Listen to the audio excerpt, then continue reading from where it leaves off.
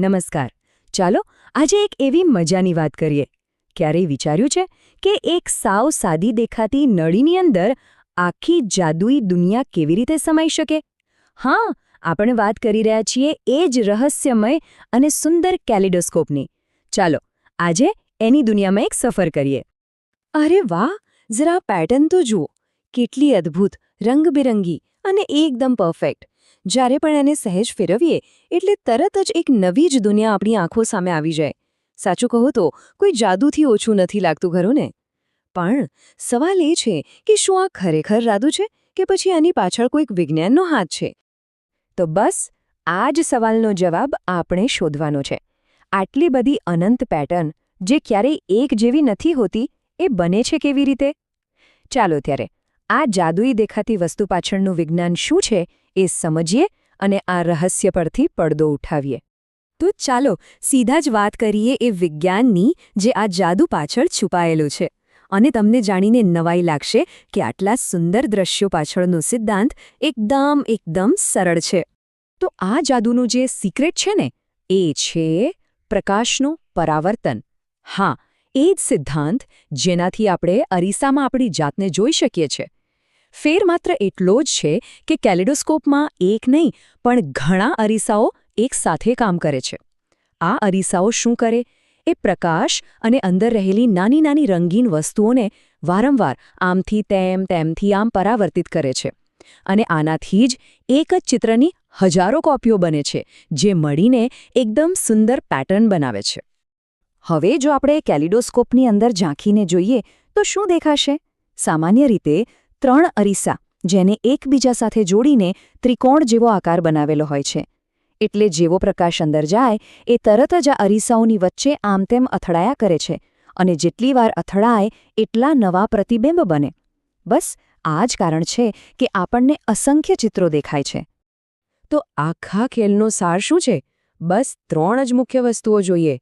3 અરીસા, થોડાક રંગીન કાચના ટુકડા અને આ બધું જેની અંદર ગોઠવાયેલું છે એ એક નળી. બસ આટલું જ. છે ને એકદમ સરળ? સારું, તો સિદ્ધાંત તો સમજાઈ ગયો, પણ વિજ્ઞાનની ખરી મજા તો એને જાતે કરવામાં છે. તો કેમ બનાવીએ આપણે પોતાનું કેલિડોસ્કોપ? ચાલો પહેલાં એ જોઈ લઈએ કે આના માટે કઈ કઈ વસ્તુઓની જરૂર પડશે. અને ગભરાવાની બિલકુલ જરૂર નથી. પોતાનું કેલિડોસ્કોપ બનાવવા માટે જે પણ સામાન જોઈએ ને એ બધો જ આપણા ઘરમાં કે આસપાસ સહેલાઈથી મળી જાય એવો છે. સાચે જ આ એક એવો પ્રોજેક્ટ છે જે કોઈ પણ બનાવી શકે. તો ચાલો ફટાફટ લિસ્ટ બનાવી લઈએ. આપણને જોઈશે 3 સરખા માપની અરીસાની પટ્ટીઓ, એક કાર્ડબોર્ડની ટ્યુબ, હા પેલી પેપર રોલવાળી ચાલે, થોડાક રંગીન કાચના ટુકડા કે મણકા, એક પારદર્શક પ્લાસ્ટિકનો નાનો ટુકડો, અને પછી કાતર અને ગુંદર તો ઘરમાં હોય જ. અને હા, એને બહારથી મસ્ત સજાવવા માટે કોઈક સુશોભન કાગળ. ઓકે, તો બધો સામાન ભેગો થઈ ગયો છે. તો પછી હવે રાહ શેની જોવાની? ચાલો હવે આપણે સાથે મળીને સ્ટેપ બાય સ્ટેપ આ સુંદર કેલાઇડોસ્કોપ બનાવી જ નાખીએ. ઓકે, ચલો શરૂ કરીએ. સૌથી પહેલું કામ, 3 અરીસાની પટ્ટીઓને ટેપથી એવી રીતે જોડો કે એક લાંબો ત્રિકોણ બને. યાદ રાખજો, ચળકતી સપાટી અંદરની બાજુ રહેવી જોઈએ. બીજો સ્ટેપ, આ અરીસાવાળા ત્રિકોણને ધીમે રહીને કાર્ડબોર્ડ ટ્યુબની અંદર સરકાવી દો. હવે ત્રીજું, ટ્યુબના એક છેડે આપણા રંગીન કાચના ટુકડા મૂકો અને એને પારદર્શક પ્લાસ્ટિકથી બરાબર બંધ કરી દો, જેથી એ બહાર ના નીકળે. ચોથું, બીજા છેડે એક નાનું કાણું પાડો, જ્યાંથી આપણે અંદર જોઈ શકીશું. અને છેલ્લે 5મું સ્ટેપ, પોતાની મનપસંદ ડિઝાઇનવાળા કાગળથી ટ્યુબને બહારથી સજાવી દો. બસ અને થઈ ગયું. લો, આપણું પોતાનું હાથથી બનાવેલું કેલિડોસ્કોપ એકદમ તૈયાર છે. હવે બસ એને લાઇટ સામે ધરો, ધીમે ધીમે ફેરવો અને અંદરની જાદુઈ દુનિયામાં ખોવાઈ જાઓ. પણ એક મિનિટ, આ જે આપણે બનાવ્યું એ ખાલી એક રમકડું જ નથી. આ તો રમતમાં વિજ્ઞાન અને કળા શીખવતું એક જબરદસ્ત સાધન છે. ચાલો જોઈએ કે આ સાવ સાદું દેખાતું રમકડું આપણને શું શું શીખવી શકે છે. ખાસ કરીને બાળકો માટે આ કેલિડોસ્કોપ એમની કલ્પના શક્તિ અને વિજ્ઞાન પ્રત્યેની જિજ્ઞાસાને જગાડવા માટે એકદમ બેસ્ટ છે. આનાથી એમને પ્રકાશ, રંગ અને સિમેટ્રી એટલે કે સમમિતિ જેલા સિદ્ધાંતો પ્રેક્ટિકલી સમજવા મળે છે. અને સૌથી સારી વાત તો એ છે કે આ એક એવી મજાની પ્રવૃત્તિ છે જે આખું કુટુંબ સાથે મળીને માણી શકે છે.